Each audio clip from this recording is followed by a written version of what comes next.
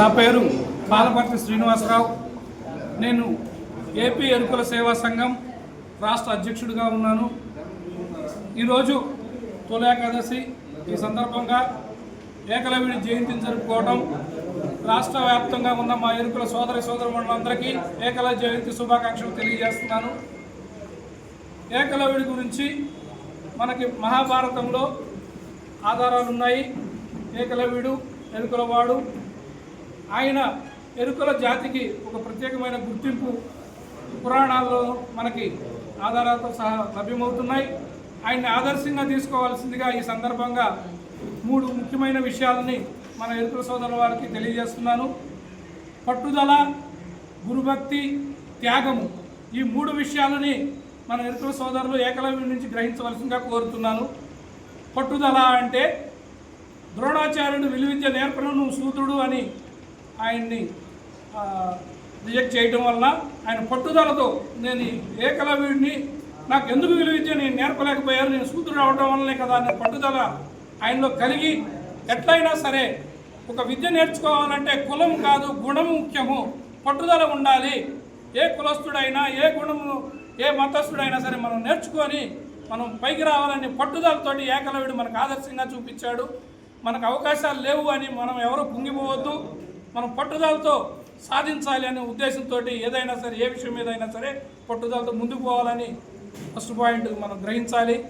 రెండోది త్యాగము, గురుభక్తి అన్న ఈ 2 పాయింట్లలో కూడా గురుభక్తి అన్నది మనకు ముఖ్యంగా కనబడుతుంది. మనము రకరకాల మతాల్లో ఉన్నాము, రకరకాల దేవత వాళ్ళని ఆరాధిస్తున్నాము. కానీ ఇక్కడ గురువు అన్నవాడు ఉంటే ఏ విద్యనైనా నేర్చుకోగలుగుతాము. గురువే మనకి పురాణాల్లో చూసుకుంటే గురు బ్రహ్మ, గురు విష్ణు, గురుదేవో మహేశ్వర, తత్ సాక్షాత్ పరబ్రహ్మ తస్మై శ్రీ గురవే నమః అన్నారు.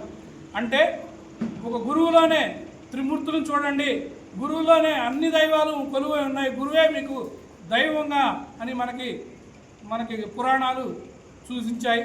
ఆ ఉద్దేశంతో ఏకలవ్యుడు కూడా గురువులోనే దైవాన్ని చూసుకున్నాడు. అందుకని మనం అందరం కూడా ఏకలవ్యుడిని ఆదర్శంగా తీసుకొని పనినే దైవంగా భావించండి.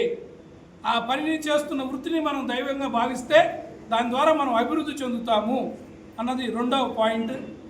3వ పాయింట్ త్యాగము. మనకి త్యాగం ఎందుకు అని అంటే అసలుకి ద్రోణాచార్యుడు ఆయన విలువిద్య నేర్పించాడా? లేదు. ఒక బొమ్మని గురువుగా భావించి ఆయన్నే ధ్యానించి నేర్చుకుని ఎవర్రా నీకు గురువు అని అంటే ద్రోణాచార్యుని వారిని మీరే గురువు గారు నాకు గురువు అన్నాడు. మరి ఆయన ఈ సూత్రుడు కనుక విలువిద్య నేర్చుకొని యుద్ధంలో పాల్గొంటే ఈ రాజులు కదా ఏమైపోతారో అనే ఉద్దేశంతో మరి లేకపోతే సూత్రుడికి ఎందుకు ఇదంతా అనుకున్నాడో ఏమో. ఆయనకి నాకు విలువిద్యలో నువ్వు నన్ను గురువుగా భావించావు కాబట్టి నీ బొటన వేలుని నాకు గురుదక్షిణగా ఇవ్వమని అడిగితే ఒక్క క్షణం ఆలోచించకుండా బొటన వేలు కోసించి త్యాగంగా నిరూపించబడ్డాడు ఏకలవ్యుడు. అంత గొప్ప త్యాగము మహనీయుడు మనకు ఏకలవ్యుడు, మనకు ఆదర్శ పురుషుడు. మన దగ్గరికి ఎవరైనా వచ్చి అయ్యా మేము ఇది ఇబ్బందుల్లో ఉన్నాము, మేము ఈ సమస్యల్లో ఉన్నాము, మాకు ఏదైనా సాయం చేయండి అంటే మనం త్యాగం నిరంతరం ఆలోచించి త్యాగం చేసి వాళ్ళకి ఆ సమస్యని పరిష్కారం చేయాల్సిన బాధ్యత ఒక ఏకలవ్యుడి వారసుడుగా మన మీద ఉంది. కాబట్టి ఈ 3 విషయాలను ప్రతి ఒక్క మన ఎరుకుల సోదరీమణులందరూ గుర్తుపెట్టుకొని మన పిల్లల్ని ఉన్నత విద్యల వైపు మళ్ళించి వాళ్ళని బాగా చదివించుకొని వాళ్ళ అభివృద్ధికి మన కులాన్ని ముందుకు తీసుకెళ్లాల్సిన బాధ్యత మన అందరికీ ఉంది. కాబట్టి గుర్తించి ఈ సందర్భంగా ఈ అవకాశం కల్పించిన మన ఏపీ ఎరుకుల సేవా సంఘ సభ్యులందరికీ, కమిటీ సభ్యులకి అని కృతజ్ఞతలు తెలియజేసుకుంటున్నాను. ఈ సందర్భంగా ప్రభుత్వానికి అలాగే అనధికార వర్గాలకి మిగతా సోదరమణులందరికీ కూడా మా ఏపీ ఎరుకుల సేవా సంఘం తరపు నుంచి ఒక విజ్ఞప్తి. ఈ ప్రభుత్వము ప్రతిపక్షంలో ఉన్నప్పుడు గౌరవనీయ ముఖ్యమంత్రి నారా చంద్రబాబు నాయుడు గారు రాష్ట్ర కార్యాలయంలో ప్రతిపక్ష సభ్యులుగా ఉన్నప్పుడు ఏకలవ్య జయంతిని జరిపించారు. మరి అప్పుడు సార్ ఒక మాట చెప్పారు, రాబోయే మన ప్రభుత్వం అధికారంలోకి వచ్చిన వెంటనే ఏకలవ్య జయంతిని ప్రభుత్వం అధికారంగా మనం జరిపిస్తామని చెప్పి ఉన్నారు. ఈ సందర్భంగా ముఖ్యమంత్రి వారికి సార్ మీకు మా సంఘం తరపు నుంచి మా మొత్తం ఎరుకుల జాతి తరపు నుంచి విన్నవించుకుంటున్నామండి. ఒకసారి మీరు ఇచ్చిన మాటని గుర్తు చేస్తున్నాము, అన్నిదా భావించకండి. రాష్ట్ర ప్రభుత్వము ప్రతి సంవత్సరము తొలి ఏకాదశి అన్నది అది తారీఖుతో సంబంధం లేదండి. తొలి ఏకాదశి ఏ రోజైతే వస్తుందో ఆ రోజే మనం ఏకలవ్య జయంతిగా మా పూర్వీకుల నుంచి జరుపుకుంటూ వస్తున్నాము.